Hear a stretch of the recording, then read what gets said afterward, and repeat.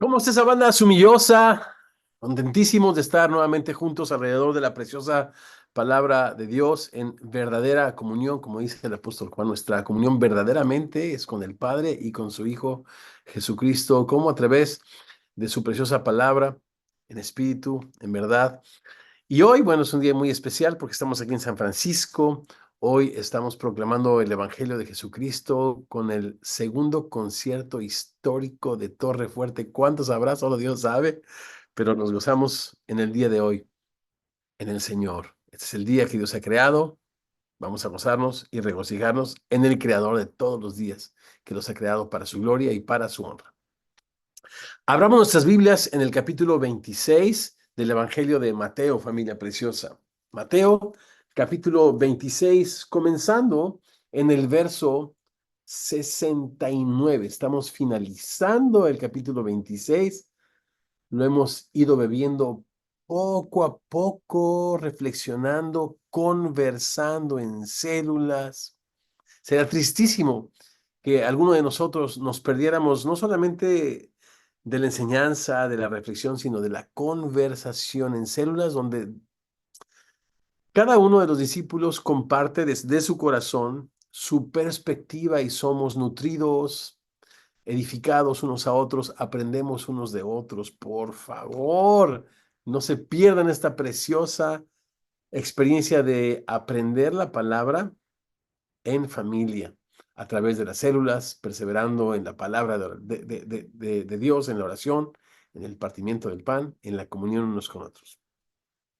Mateo 26, comenzando en el verso 69.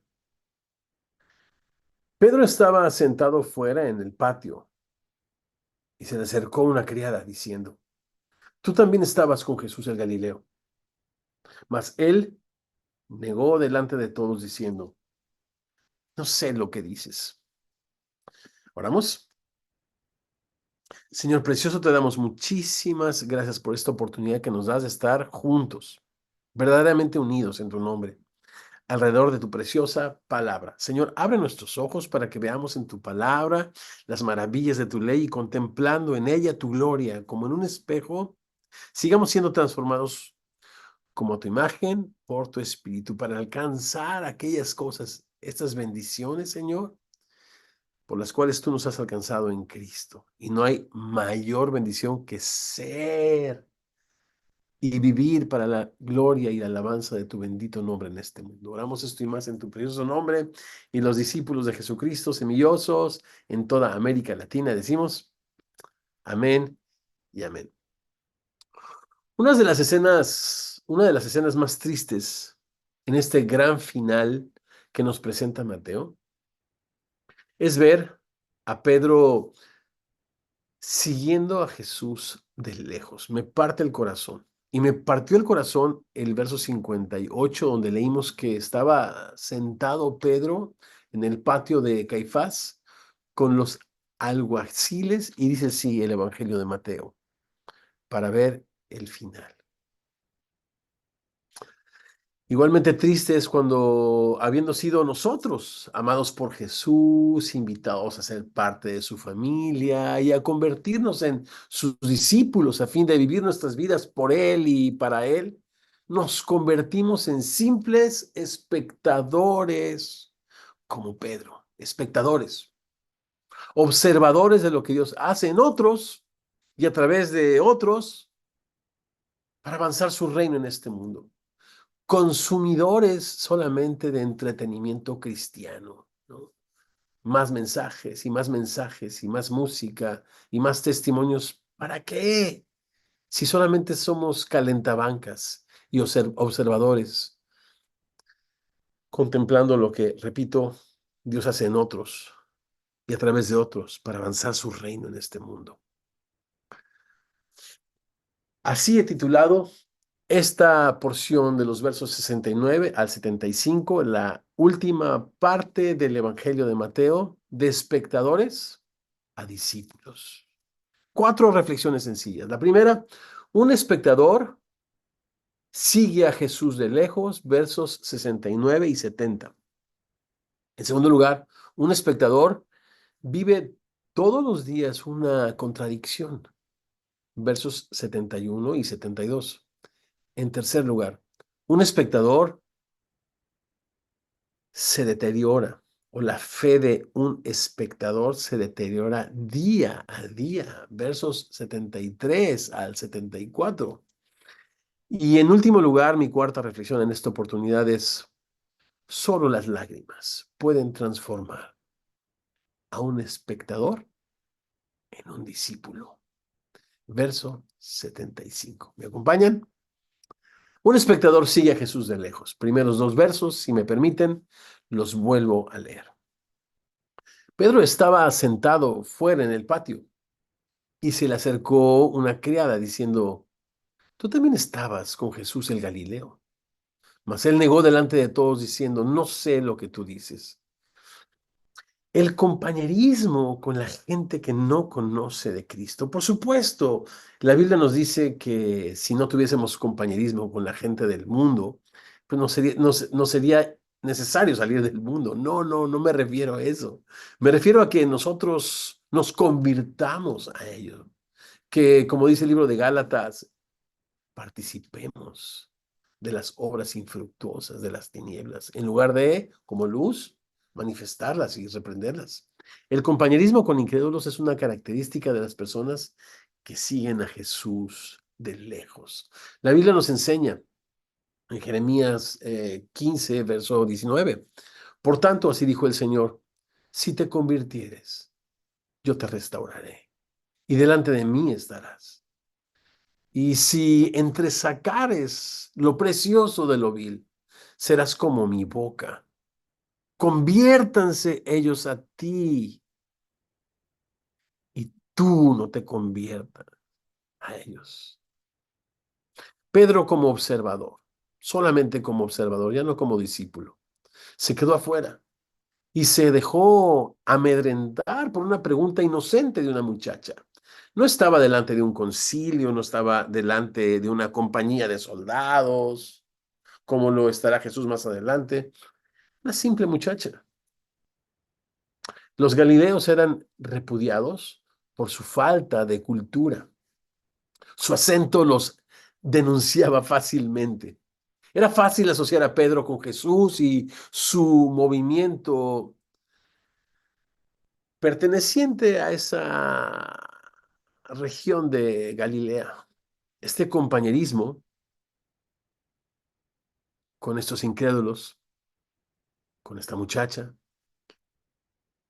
metafóricamente viendo a Pedro sentado afuera y siguiendo a Jesús de lejos. El Evangelio de Marcos lo presenta como aquel que se calentaba en el fuego, pero en el fuego del compañerismo, repito, con no creyentes.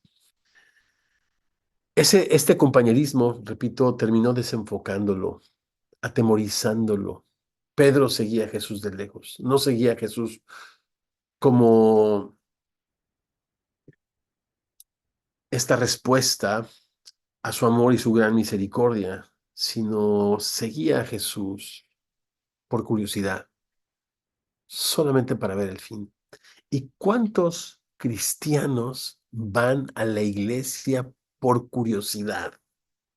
Esta semana va a venir fulanito de tal a cantar y a predicar. Uy, esta semana no me lo pierdo. ¿Sigues a Jesús de lejos? Solamente por curiosidad. ¿Consumes entretenimiento cristiano?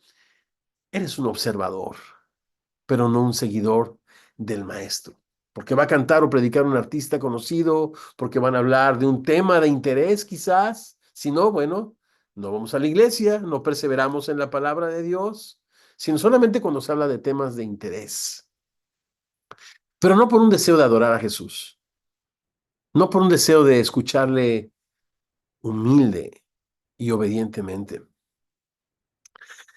Pedro ya no es dirigido por sus convicciones internas.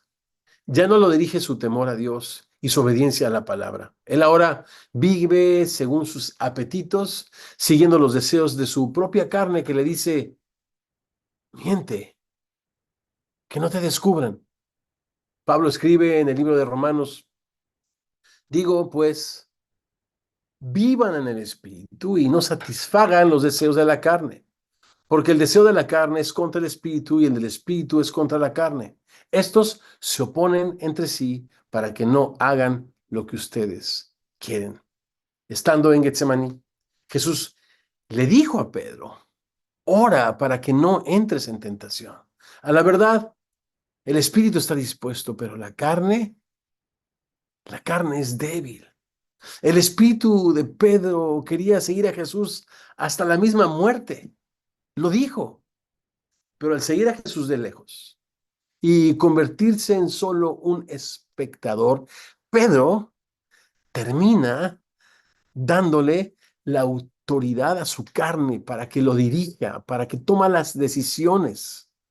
La oración, si hubiese escuchado el consejo de Jesús, la oración hubiese hecho mucho por este hombre que terminó llorando amargamente su gran, y escucha esto, intencional descuido. Nadie se convierte en un observador por casualidad, es intencional seguir a Jesús de lejos y no comprometerse en absoluto con su mensaje y con su causa en este mundo. ¿Cómo nutres tu espíritu a fin de no ser controlado por tu carne? ¿Qué papel juega la oración en tu vida? ¿Qué papel juega la oración en tu vida y en tu fidelidad y servicio a Dios? ¿Es la oración algo, parte vital? ¿Es el oxígeno de tu espíritu? ¿O vives impulsado por tus deseos egoístas, autodestructivos y pecaminosos, siguiendo a Jesús de lejos? Un espectador no solo sigue a Jesús de lejos, sino también un espectador vive todos los días una gran contradicción. Verso 71. ¿Me acompañan en la lectura? Saliendo él a la puerta, le vio otra y dijo a los que estaban allí, también este estaba con Jesús el Nazareno. Pero él negó otra vez, con juramento. Esta vez ya no solamente no dijo, no sé de qué hablas, mintiendo, el fruto de la carne, sino ahora negó. Y lo negó con juramento, diciendo, no conozco al hombre. Un espectador dice admirar a Jesús, pero en realidad se avergüenza de él.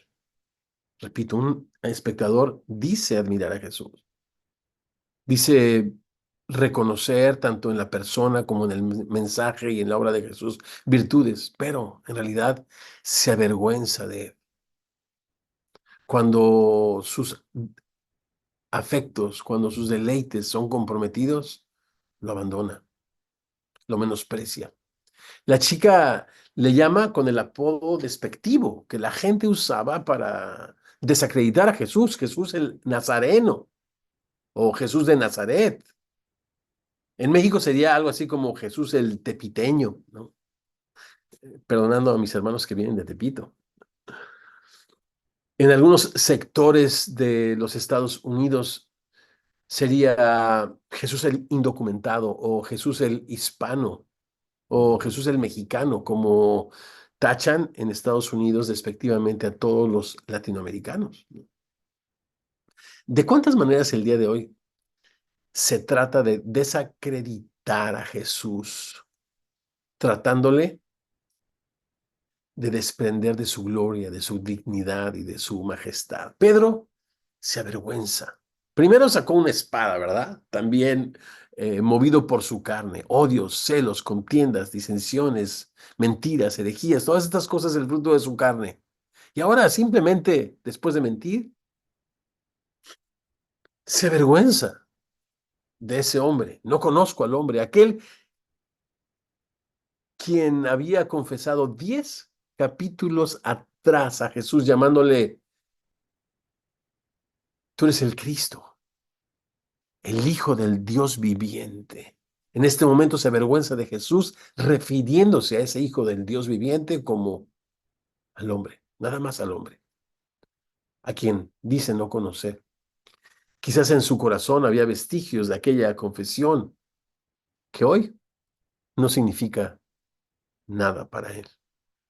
Los espectadores profesan conocer a Dios, pero con sus hechos le niegan. Los espectadores viven una constante contradicción. Dicen amar a Dios, pero con sus hechos le niegan. Ellos mismos y sus obras son la contradicción de sus palabras y viceversa. Algo en lo que también pensaba es el plan de Dios para con Israel en el antiguo pacto. El trabajo, el llamado de Dios para Israel era santificar a Dios en medio de los pueblos de la tierra. ¿Lo recuerdan? Y eso tenía con santificar su nombre. Darle a conocer a través de sus obras de justicia a todos los pueblos de alrededor. En Ezequiel 20, verso 41, la parte final, leemos, y seré santificado en ustedes a los ojos de todas las naciones. En otras palabras, es este reino de sacerdotes que era llamado a representar los intereses de Dios delante de todas las naciones. Pero el pueblo de Israel se extravió, se contaminó, fue tras sus ídolos. Hasta el día de hoy, son una mala reputación para Dios, una reputación violenta, distorsionada y vergonzosa del Dios de sus padres. Un espectador no se preocupa, no le interesa lo que pueda pensar la gente de Jesús. Yo quiero preguntarte, ¿a ti te importa la fama de Dios? A un espectador no le importa. Un espectador vive ensimismado. Lo único que le importa es su reputación. Vive una contradicción entre sus pensamientos y sus actos, entre su fe y sus obras, entre los intereses de Jesús y sus propios intereses seculares. Me refiero a temporales, aquí y ahora. Verso 73, tercera reflexión. Un espectador se deteriora día a día, dice el proverbio popular, yo no sé si mexicano, camarón que se duerme se lo lleva la corriente, no se queda de ninguna manera en el mismo lugar, se deteriora día a día. Verso 73. Un poco después, acercándose los que por allí estaban, dijeron a Pedro, verdaderamente también tú eres de ellos, porque aún tu manera de hablar te descubre. Entonces él comenzó a maldecir y a jurar, no conozco al hombre, y enseguida cantó el gallo, cosa que Jesús le había dicho que sucediese, que sucediera, que sucedería. Antes de que el gallo cante, tú me habrás negado 3 veces. Acerca de los detalles de este evento, los evangelios arrojan diferentes, repito, detalles, no están completamente alineados, salvo que Pedro, sí, le negó 3 veces, como Jesús lo había dicho.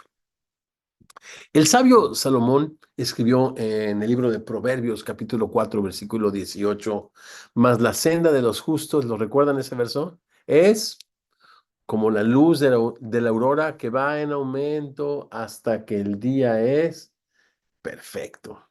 Mientras el justo, como dice el profeta Daniel, se purifica, capítulo 12 de Daniel, ¿lo recuerdan? Mientras los impíos proceden impíamente, el justo se purifica con la palabra de Dios en fe y en obediencia para resplandecer como estrellas a perpetua eternidad para la gloria de Dios. La vida del justo es como la luz de la aurora que va en aumento poco a poco, más y más, hasta que el día es perfecto. Pero en el caso del espectador, no podemos pensar que, ok, eres espectador, pero mañana te vas a acercar un poco más, hasta que estés cerca de Jesús. No, es completamente a la inversa. El justo sí progresa, pero el impío procede impíamente y se deteriora día con día. El espectador termina donde nunca pensó terminar. El espectador dice y hace cosas o termina diciendo y haciendo cosas que nunca pensó que podía llegar a ser. Pero su descuido, la dureza de su corazón o quizás el abandono del discipulado le llevan a hacer y a decir cosas que nunca pensó hacer ni decir. El Salmo 90, en el verso 3, dice algo muy interesante. Señor, tú vuelves al hombre o conviertas o llevas, mejor dicho, al hombre hasta ser quebrantado y en esta situación de quebranto, le hablas al corazón y le dices, conviértanse hijos de los hombres. ¿Se fijan? Es un plan de misericordia de Dios permitir que el espectador toque fondo y en esa condición miserable y terrible pueda recapacitar que Jesús nos creó para su gloria, para su alabanza y para su honra, y que no hay mejor lugar para nosotros que estar cerca de Él. Como dice el libro de Apocalipsis, seguir al Cordero y su causa donde quiera que Él va. Un espectador, antes de regresar al llamado, al propósito, un espectador antes de que regrese a la vocación que él mismo ha abandonado, es necesario que toque fondo, que muerde el polvo. Nos da tanta tristeza ver personas preciosas, hermanos nuestros, muy, muy amados, que alguna vez caminaron con nosotros, perseveraron con nosotros, caminaban en fe, en obediencia, en amor, en servicio y en sacrificio a nuestro Dios. Ahora les vemos en una condición súper triste, la peor y la más crítica condición en la que han estado. No. Quizás y hay tanta evidencia bíblica al respecto, como nunca estuvieron antes, en la miseria espiritual más espantosa y triste que alguien pueda conocer. El plan de Dios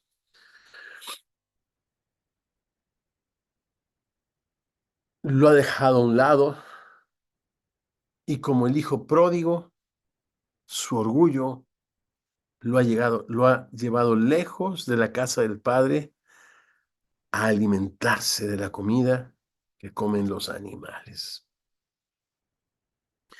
Y si el orgullo es el que lleva al discípulo a convertirse en un espectador, es la humildad delante de Dios. Bienaventurados los pobres en espíritu, porque de ellos es el reino de Dios. Es la humildad la que le va a traer al propósito y a la vocación que Dios ha escogido para él, de discípulo de Jesucristo, un agente de transformación, de amor, de misericordia y de cambio para nuestro mundo. El espectador no va de menos a más y repito, poco a poco va progresando, viendo a los toros desde la barrera, como se dice vulgarmente, ¿verdad? El espectador va de más a menos. El espectador va de mal en peor. Qué triste es solamente proveer entretenimiento para los cristianos y perpetuar así el ciclo de la codependencia del espectador, ¿no? Para que haya espectadores, pues hay ministerios que se conforman con solamente tener asistencia y números en su iglesia, pero no discípulos.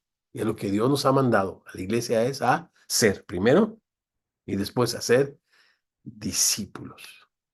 Y repito, el espectador va de mal en peor, va de vida a muerte.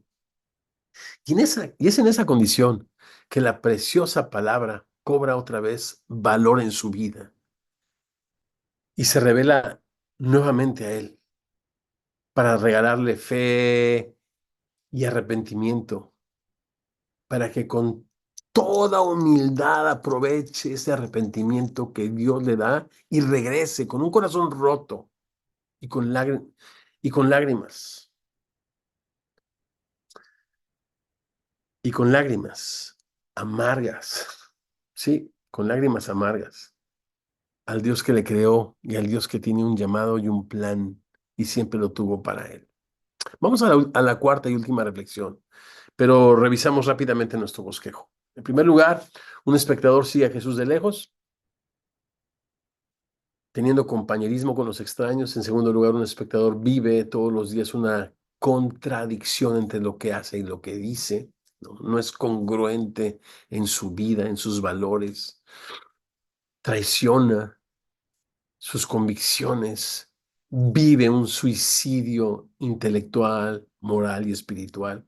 En tercer lugar, lo que acabamos de reflexionar juntos, un espectador se deteriora día tras día. No es como la luz de la aurora que va en aumento, no. Se degrada, se deteriora, va de mal en peor. Y en cuarto y último lugar, solo las lágrimas pueden transformar a un espectador en un discípulo. Verso 75 para orar juntos y concluir este tiempo de reflexión en la preciosa palabra de Dios y dar paso a nuestras conversaciones, tanto en vivo como en nuestras células durante la semana. 4. Solo las lágrimas pueden transformar a un espectador en un discípulo. Verso 75. ¿Me acompañan en la lectura? Vamos. Entonces Pedro se acordó de las palabras de Jesús, que le había dicho, antes que cante el gallo, me negarás 3 veces. Repito, los detalles difieren entre evangelista y evangelista en cuanto al gallo, pero en cuanto a la negación de Pedro, todos coinciden con esto. 3 veces Pedro le negó. Y dice el verso 75, saliendo fuera, lloró amarga. Imagina su llanto. Cierra un poco tus ojos.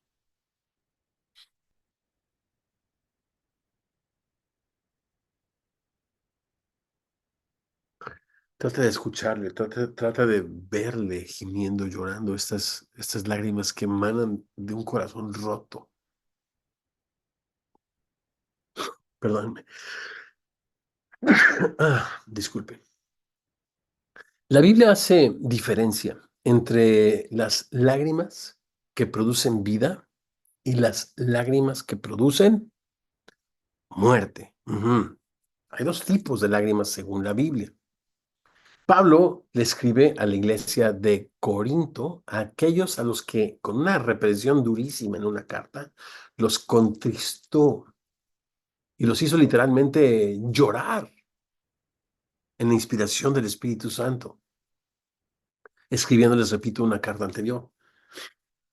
Verso 10 de la primera carta a los Corintios, en el capítulo 7, dice así, porque la tristeza que según Dios produce arrepentimiento para salvación, de que no hay que arrepentirse, pero la tristeza del mundo produce muerte. Otra vez, la tristeza que según Dios, hay 2 tristezas, una según Dios y otra según el mundo. Una produce arrepentimiento para salvación y de esa tristeza no hay que arrepentirse, es necesaria, es un bálsamo al corazón, es una bendición. Por eso la Biblia dice que Dios guarda en una redoma, en un frasco muy especial las lágrimas de su santo, estas lágrimas que son de vida.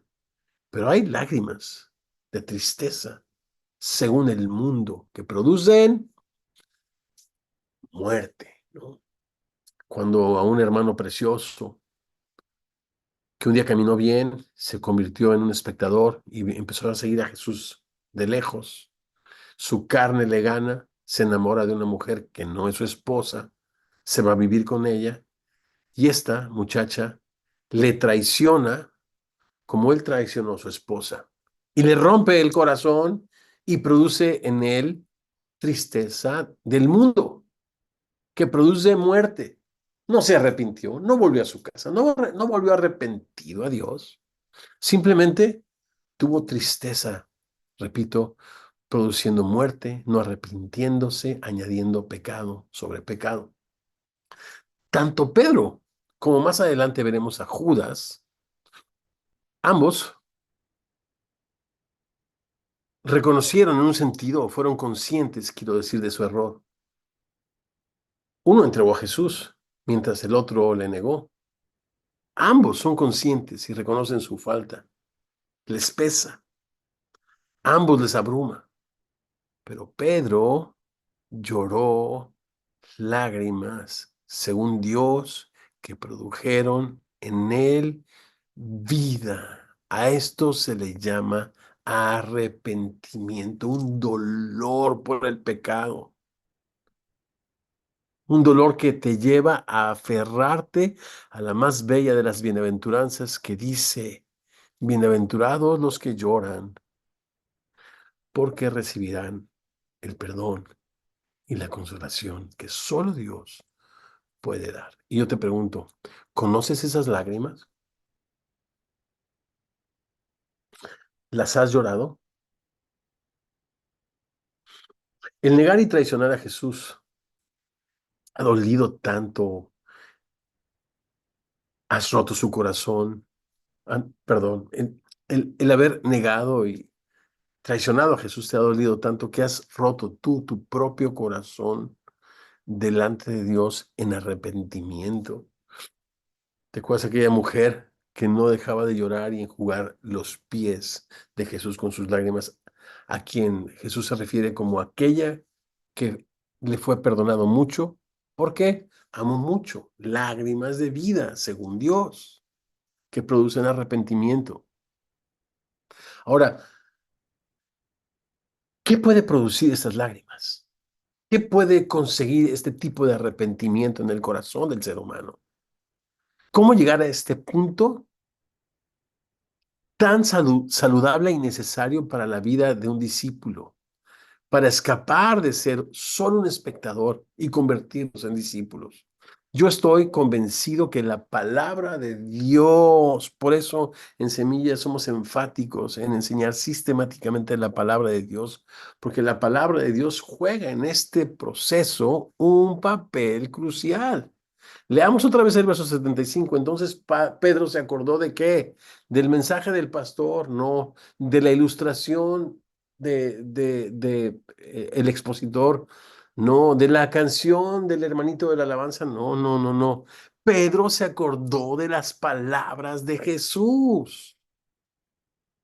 La ley de Jehová es perfecta que convierte el alma, la hace volver a Dios, que la creó. Solo la palabra de Dios tiene ese componente, ese efecto en la vida y en el corazón de las personas que le escuchan. Y Pedro, esas palabras de Jesús cobraron vida en él. Por eso es importante memorizar la palabra de Dios, guardarla en nuestro corazón, hablárselas a nuestros niños, porque en momentos decisivos de su vida, esta palabra viene por el Espíritu Santo a nuestras mentes, produciéndonos lágrimas de vida, arrepentimiento sincero según Dios, para regresarnos, repito, a esta vocación a la que Dios nos ha llamado a ser sus discípulos en este mundo. El pecado te aparta de la Biblia. La Biblia te aparta del pecado. Pedro se acordó de las palabras de Jesús. La Biblia le apartó del pecado. Qué importante es, o qué tan importante en este caso es tu lectura y tu meditación diaria de la palabra de Dios para mantener tu corazón tierno y susceptible tanto a la reprensión como al consuelo de Dios. Es importante para ti, tienes ese hábito desarrollado, es importante que lo desarrolles. Bien, si les parece, vamos a terminar este momento en oración, reflexionando un poco lo que nos ha enseñado, Señor. Te damos gracias por tu palabra y podemos ver en Pedro, Señor, este exceso de confianza en su carne, este seguirte de lejos, cómo le llevó de más a menos y cómo, Señor, le llevó al punto donde en tu misericordia, Señor, le quebrantaste por tu palabra y le llevaste al arrepentimiento. Señor, que los que hemos decidido caminar como observadores de lejos, en compañerismo con los incrédulos, viviendo contradicciones, deteriorándonos día a día, Señor, que tu palabra nos regale el milagro de llorar, lágrimas de vida y ser restaurados, Señor, en el llamado, Señor, que tú nos has dado para vivir nuestras vidas para ti. Oramos esto y más en tu precioso nombre y los semillosos decimos así sea. Amén y amén.